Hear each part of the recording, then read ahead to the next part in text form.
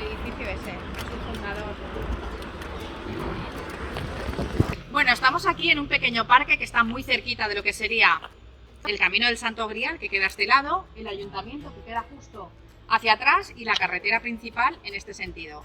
Es importante porque es difícil perderse en Emperador, pero tienen un parque que en su día fue decorado por el grupo de amas de casa con una técnica que en Valencia se utiliza muchísimo, que es la azulejería, y lo que empezó siendo trabajos amanuenses, pues casi con carácter bastante naif, pues flores, lo que sería la antigua, mira, muy interesante, la antigua torreta al lado de la ermita que hemos visto, pues de repente se transforma en algo muy bonito, y es un museo al aire libre de la iconografía de los azulejos que tenía les racholes, que se dice en valenciano, que tenía el Palacio Real de Valencia.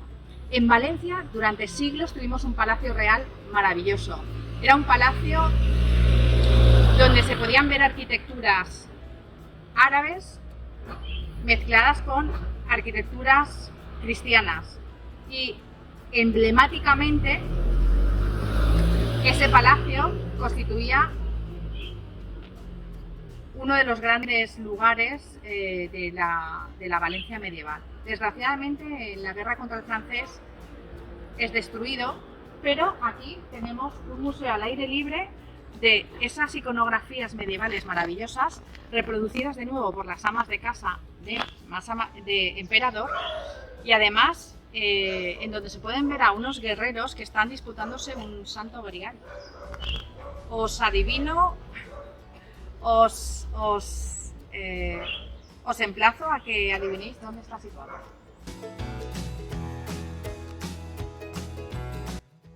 Emperador es un pequeño municipio, repito, el municipio más chiquitín de toda España, cumple 250 años en 2022 y rinde memoria de alguna manera a su fundador.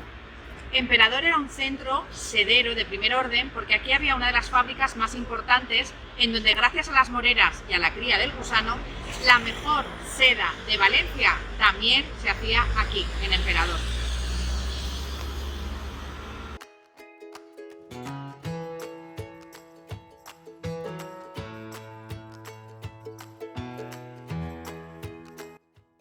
Curiosidad que, aunque a veces las capillas sean pequeñas, no significa que tengan su encanto.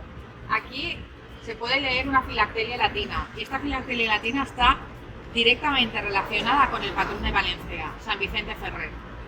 Es algo así como temer a Dios y darle honor.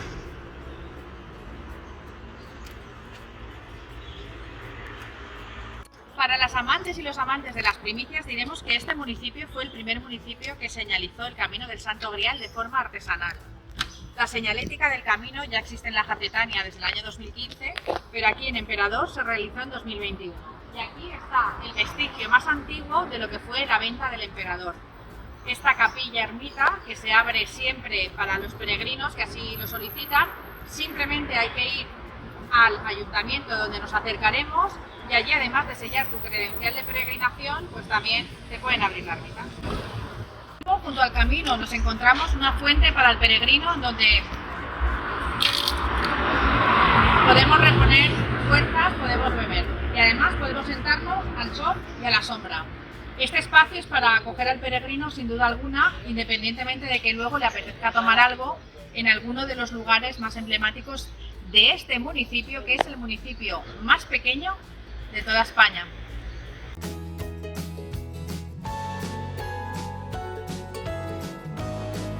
Bueno, hemos dicho antes que Emperador es el primer municipio del camino que señaliza, y aquí está un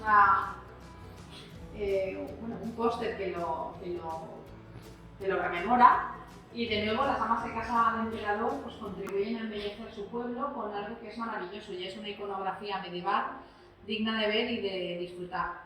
Ya nos han sellado la credencial de peregrinación y vamos a por el siguiente municipio, que está muy cerquita y justo al lado de Emperador.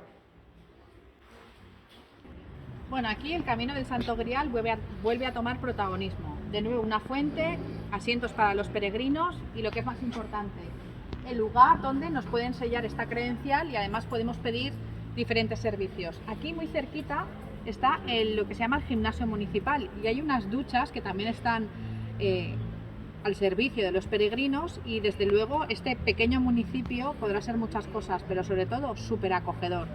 Vamos a entrar que nos van a sellar la credencial de peregrinación.